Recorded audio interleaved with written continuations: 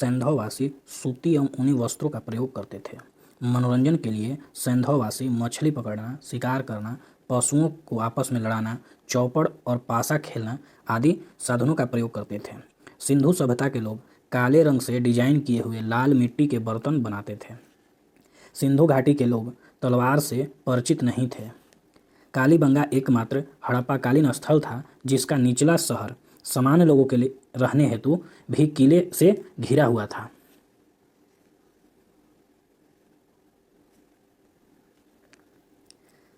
कालीबंगा का अर्थ है काली चूड़ियाँ। यहाँ से पूर्व हड़प्पा अस्त्रों के खेत जोते जाने और अग्नि पूजा की प्रथा का प्रमाण मिले हैं। पर्दा प्रथा एवं वेश्यावृत्ति सैंधव सभ्यता में प्रचलित थी। शवों को जलाने एवं गाड़ने यानी दोनों प्रथाएं प्रचलित थी। हड़प्पा में शवों को दफनाने जबकि मोहनजोदड़ो में जलाने की प्रथा विद्यमान थी। लोथल एवं कालीबंगा में युग्म समाधियां मिली हैं। सैंधव सभ्यता के विनाश का संभवतः सबसे प्रभावी कारण बाढ़ था। आग में पकी हुई मिट्टी को टेराकोटा कहा जाता है।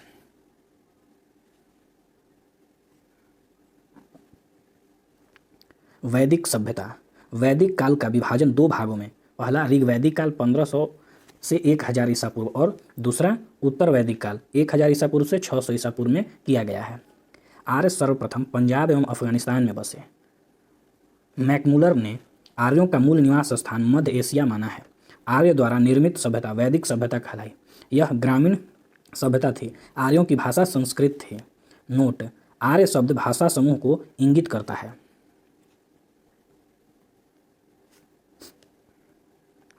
आर्यों के प्रशासनिक इकाई आरोही क्रम में से इन 5 भागों में बांटा गया: कुल, ग्राम, विष, जन और राष्ट्र।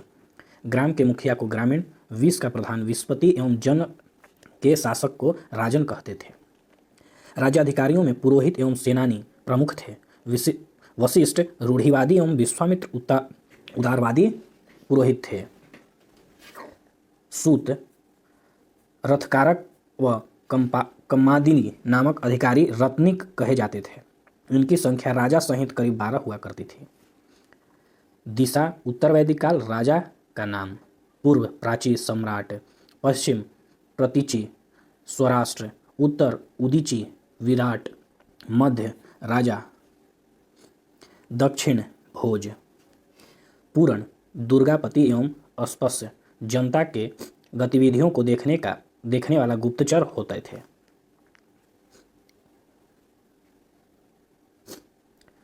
वाजपति गोचर भूमि का अधिकारी होता था। उग्र अपराधियों को पकड़ने का कार्य करता था। नोट: ऋग्वेद में किसी तरह के न्यायाधिकारी का उल्लेख नहीं मिलता। सभा एवं समिति राजा को सलाह देने वाली संस्था थी।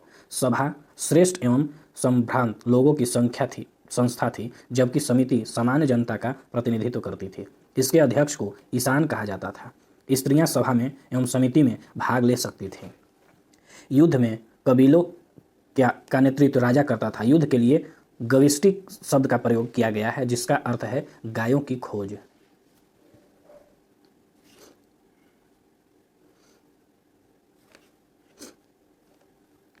दशराज युद्ध का उल्लेख ऋग्वेद के 7वें मंडल में है। यह युद्ध परुणी रावी नदी के तट पर सुदास एवं दास जनों के बीच लड़ा गया, जिसमें सुदास विजयी हुआ। उपनिषदों की संख्या 108 है, पुराणों की संख्या 18 है, वेदांग की संख्या 6 है। ऋग्वैदिक समाज 4 वर्णों में विभक्त था। ये वर्ण थे ब्राह्मण, क्षत्रिय, वैश्य और शूद्र। ऋग्वेद के 10वें मंडल में पुरुष सूक्त में चतुर्वर्णों का उल्लेख मिलता है।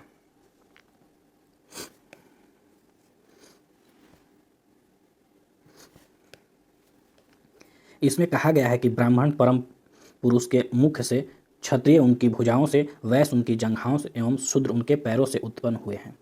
आर्यों का समाज पितृ प्रधान था। समाज की सबसे छोटी इकाई परिवार या कुल थी, जिसका मुखिया पिता होता था, जिसे कुलप कहा जाता था। स्त्रियां इस काल में अपने पति के साथ यज्ञ कार्य में भाग लेती थीं। बाल विवाह एवं पर्दा की प्रथा का प्रचलन नहीं था।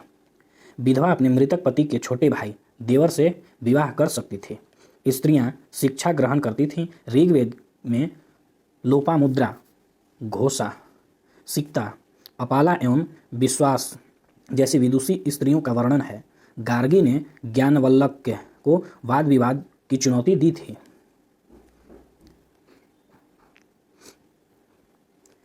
जीवन भर अविवाहित रहने वाली महिलाओं को अमाजू कहा जाता था।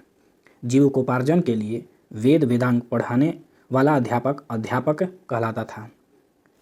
प्रमुख दर्शन एवं उसके प्रवर्तक: दर्शन चावर्क, योग पतंजलि, सांख्य कपिल, न्याय गौतम, पूर्व मीमांसा जैमिनी, उत्तर मीमांसा बदरायन, वैशेषिक कणाद। आर्यों का मुख्य पेय पदार्थ सोमरस था। यह वनस्पति से बनाया जाता था। आर्य मुख्यतः 3 प्रकार के वस्त्रों का उपयोग करते थे: वास, अधिवास और उष्णीय। अंदर पहनने वाले कपड़े को नीवी कहा जाता था। महर्षि कणाद को भारतीय परमाणुवाद का जनक कहा गया है। आर्यों के मनोरंजन के मुख्य साधन थे संगीत, रथ दौड़, घोड़दौड़ एवं ध्रुत क्रीड़ा। आर्यों का मुख्य व्यवसाय पशुपालन एवं कृषि था। गाय को अघन्या न मारे जाने योग्य पशु की श्रेणी में रखा गया था। गाय की हत्या करने वाले या उससे घायल करने वाले के लिए वेदों में मृत्युदंड अथवा देश निकाला की व्यवस्था की गई है। आर्यों का प्रिय पशु घोड़ा एवं सर्वाधिक प्रिय देवता इंद्र थे। आर्यों द्वारा खोजी गई धातु लोहा थी, जिसे श्याम अयस्क कहा जाता था। तांबे को लोहित अयस्क कहा जाता था। नोट: भारतीयों को लोहे का ज्ञान ईसा पूर्व 8वीं सदी में प्राप्त हुआ। व्यापार हेतु दूर दूर तक जाने वाला व्यक्ति को पणी कहते थे। लेन देन में वस्तु विनिमय की प्रणाली प्रचलित थी। ऋण देकर ब्याज लेने वाले को वेकनाट सूदखोर कहा जाता था।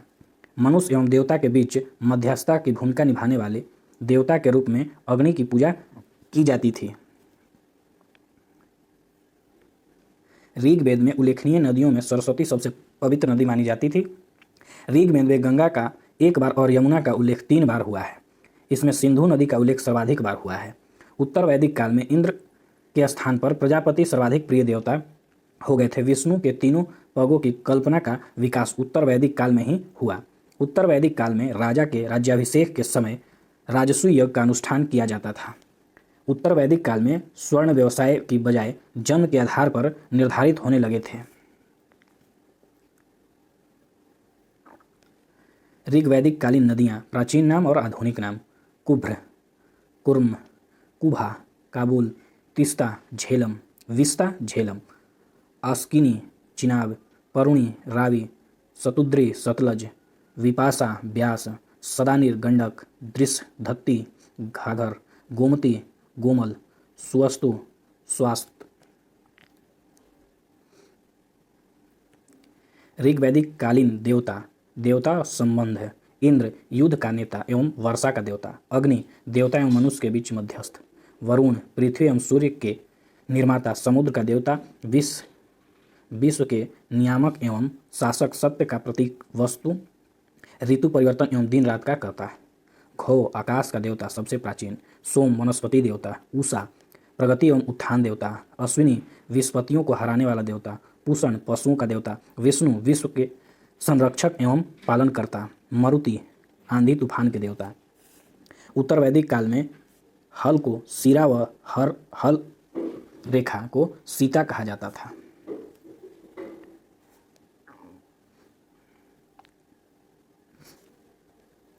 उत्तर वैदिक काल में निष्क और शतमान मुद्रा की इकाई थी।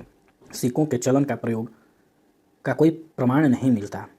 सांख्य दर्शन भारत के सभी दर्शनों में प्राचीन है। इसके अनुसार मूल तत्व 85 है, जिसमें प्रकृति पहला तत्व है।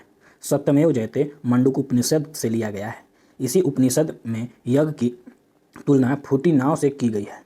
गायत्री मंत्र सवित्री नामक देवता को संबोधित है, जिसका संबंध ऋग्वेद से है। लोक को आर्य बनाने के लिए विश्वामित्र ने गायत्री मंत्र की रचना की।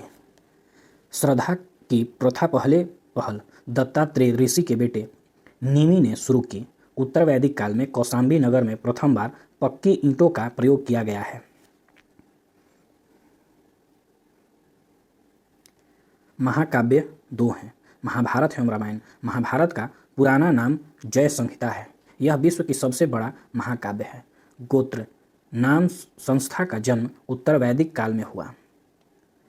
नोट: वेदांग दर्शन के मौलिक ग्रंथ ब्रह्म सूत्र या वेदांत सूत्र की रचना बदरायन ने की थी।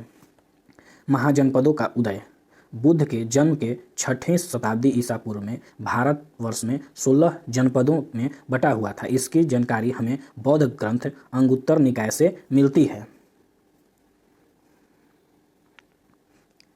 महाजनपद, राजधानी और क्षेत्र, आधुनिक स्थल। अंग, चंपा, भागलपुर, मुंगेर, बिहार।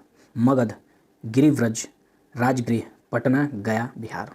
काशी, वाराणसी, वाराणसी के आसपास, उत्तर प्रदेश। वत्स, कौशाम्बी, इलाहाबाद के आसपास, उत्तर प्रदेश। वज्जी, वैशाली, विदेह, वैशाली, मुजफ्फरपुर एवं दरभंगा के आसपास का क्षेत्र है। कौशल, श्रावस्ती, फैजाबाद, गोंडा, बहराइच, उत्तर प्रदेश। अवंती, उज्जैन, महिष्मती, मालवा, मध्य प्रदेश। मल्ल, कुशावती, देवरिया, बस्ती, गोरखपुर, उत्तर प्रदेश। पंचाल, अहिच्छत्र, बरेली, बदायूं, फर्रुखाबाद, उत्तर प्रदेश।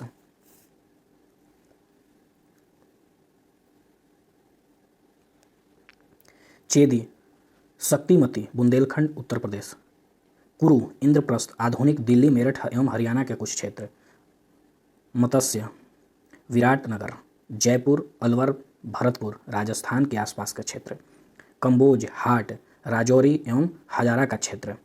सुरसेन, मथुरा, मथुरा, उत्तर प्रदेश। अस्मक, पोटली, पोतन, गोदावरी नदी क्षेत्र, दक्षिण भारत का मात्र जनपद, दक्षिण भारत का एकमात्र जनपद। गंधार, तक्षशिला, रावलपिंडी एवं पेशावर, पाकिस्तान।